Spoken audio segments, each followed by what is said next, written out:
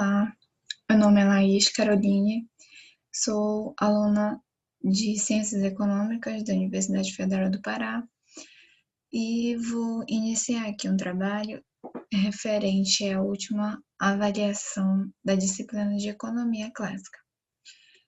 Bem, para introduzir, eu vou explicar aqui um pouco sobre o trabalho. Eu vou falar aqui no decorrer sobre os principais autores clássicos da economia, que são Adam Smith, Thomas Malthus, David Ricardo, Stuart Mill e Karl Marx. Neste trabalho eu vou falar sobre cada uma suas principais ideias e contribuições para a economia, teoria do valor e excedente de produção. Bem, vamos iniciar aqui com Adam Smith e suas principais ideias e contribuições. Bem, vamos começar aqui falando sobre liberalismo econômico, que Adam Smith defendia. O liberalismo tem relação com a não intervenção do Estado na economia e a defesa da propriedade privada, onde o indivíduo ele é o agente econômico e por isso que o Estado não deve interferir com muitas regras e restrições. A partir disso, quando acontece algum desvio na economia, algum erro, a oferta se ajusta à demanda e vice-versa. Ele chama isso de mão invisível, que seria a reguladora do mercado, que é, como eu falei, onde a oferta se ajusta à demanda. O Estado, ele chama o Estado de mal necessário, que é quando o Estado ele só deve agir e quando for essencial, em momentos essenciais onde a iniciativa privada não pode interferir, que é na saúde, educação, infraestrutura, segurança, entre outros. Bem, Adam Smith, com relação ao mercado internacional, ele fala sobre as vantagens absolutas, onde cada país deveria produzir e se especializar na produção que demanda de menores custos.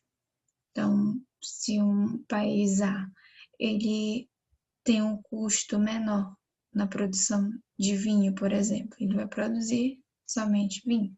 Se o país B ele demanda de menores custos na produção de trigo, então ele vai produzir trigo e eles vão ter essa relação entre si com vantagens absolutas. Sobre o valor trabalho, sobre a teoria do valor, Adam Smith defendia a teoria do valor trabalho, onde o trabalho ele era o que dava valor ao produto. O tempo de trabalho necessário para produzir era o que definiu o valor do produto, onde o trabalho define o valor do bem. Prosseguindo aqui, vamos falar um pouco sobre Thomas Malthus e suas principais ideias e contribuições para a economia. Bem, inicialmente, vamos falar um pouco sobre a teoria da população. Malthus, ele defendia muito a ideia de que quanto mais a população o crescimento da população era inversamente proporcional ao crescimento da produção de alimentos para essa população. Então, havia um descontrole da quantidade de pessoas com relação à produção de recursos naturais para mantê-las. Então, se fazia necessário um controle desse aumento da população. Então, o que Malthus defendia era que o Estado deveria regular isso, ampliando as classes médias e propondo a redução da taxa de natalidade. Esta seria a solução para essa desigualdade.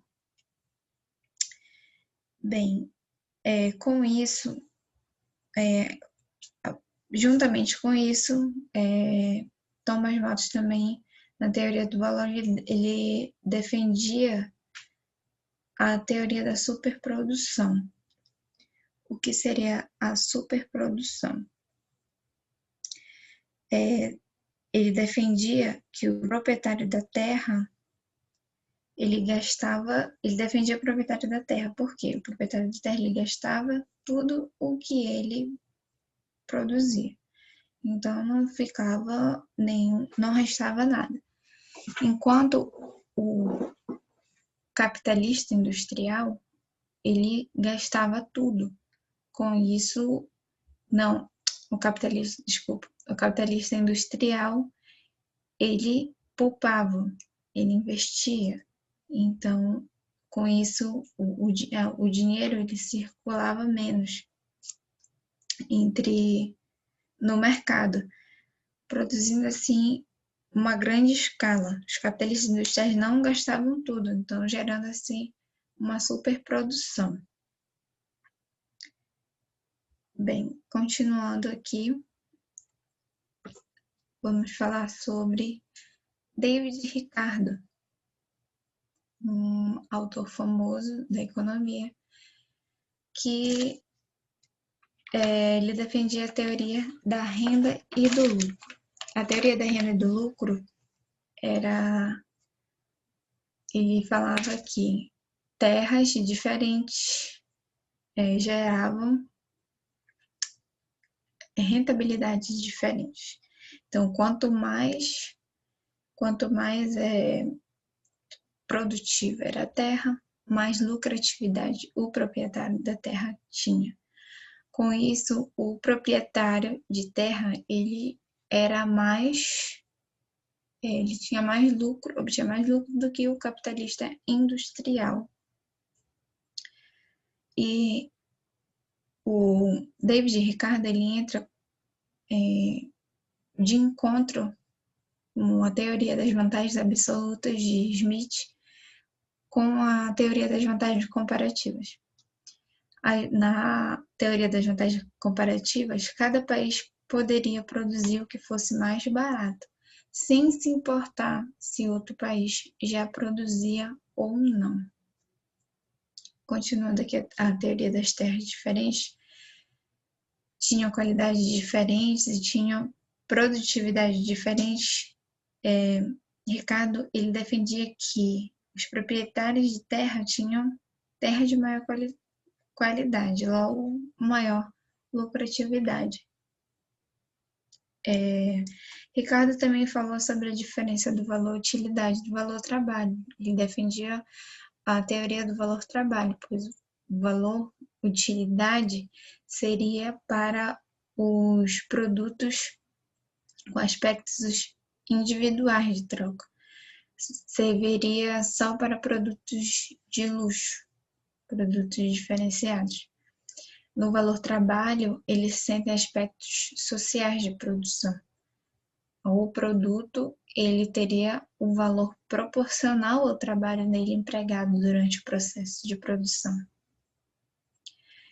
Então, no processo industrial, como teria maior produtividade, teria que ter mais valor. Só que o valor empregado no trabalho do homem.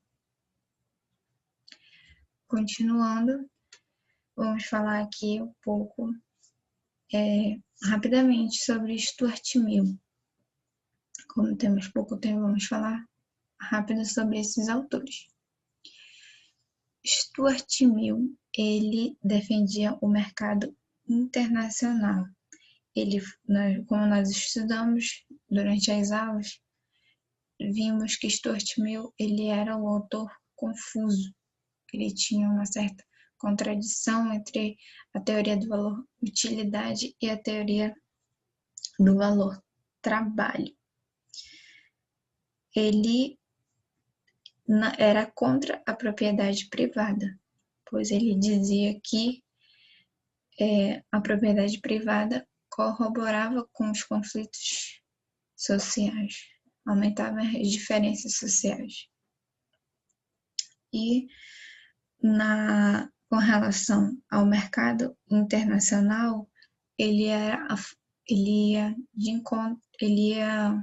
juntamente com a teoria de David Ricardo das vantagens comparativas.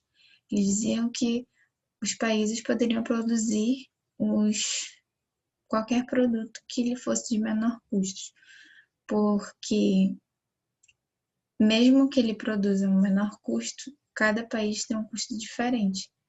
Não dependeria disso, mas o valor dependeria da oferta e da demanda, e não dos seus custos, pois cada país tem custos diferentes. E ele convergia para este lado. Ele era socialista e defendia a classe trabalhadora. Então, ele tinha muita ligação e tinha esse apoio ao reformismo, para a intervenção, pedindo salários melhores e distribuição de lucros para os salários. Para ele defendia que os salários dependiam da oferta de trabalho. O salário era ligado à especialização de cada trabalhador. Bem, chegando aqui em Marx, chegamos em Marx, que é o nosso último autor. Marx foi muito importante para a economia, ainda é um autor muito fundamental para a economia. Ele chega aprofundando um pouco mais a teoria do valor-trabalho, onde ele especifica o valor de troca e o valor de uso, onde o valor de uso satisfaz necessidades humanas e o valor de troca tem relação com a quantidade de uma mercadoria. Quantidade de uma mercadoria com outra mercadoria. E com relação à teoria do valor-trabalho, ele diz que a produção é uma atividade social, totalmente ligada com uma mercadoria. O trabalho, ele era quantificado dentro da mercadoria. Então, o produto, ele tinha que ter essa quantificação do trabalho para gerar o seu preço, seu valor, dentro do modo de produção. Ele acreditava que a propriedade privada era sagrada, ele defendia a propriedade privada, somente Mill que não concordava com a propriedade privada. Bem, ele também defendia que a especialização no trabalho tinha que gerar uma melhor contribuição, uma melhor retribuição, na verdade, com relação ao trabalhador. Bem, com relação aqui a ter o excedente de produção, Marx chegou aqui com a teoria da mais-valia. O que seria a mais-valia?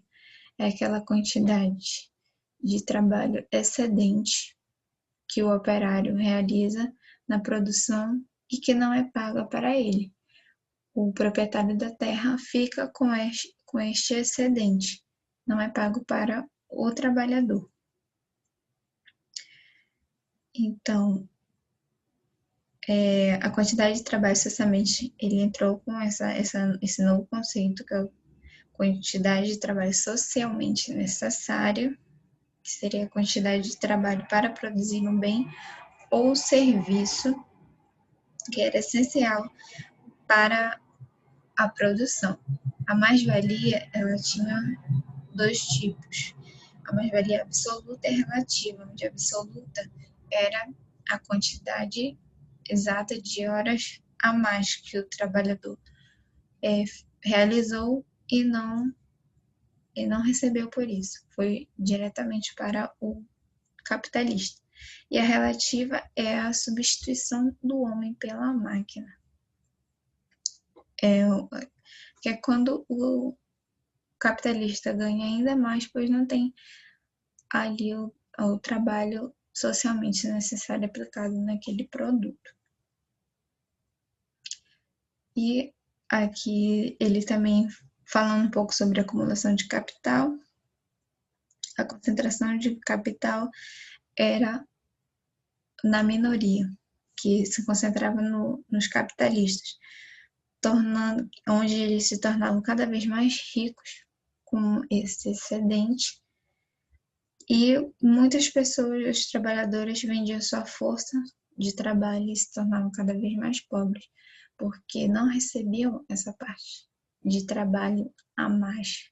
Era um valor fixo, se ele trabalhasse a mais, ele não recebia por aquilo, ele ficava somente acumulando para o capitalista. Bem, agradeço pela atenção de todos. Obrigada. Espero que tenha ajudado a todos.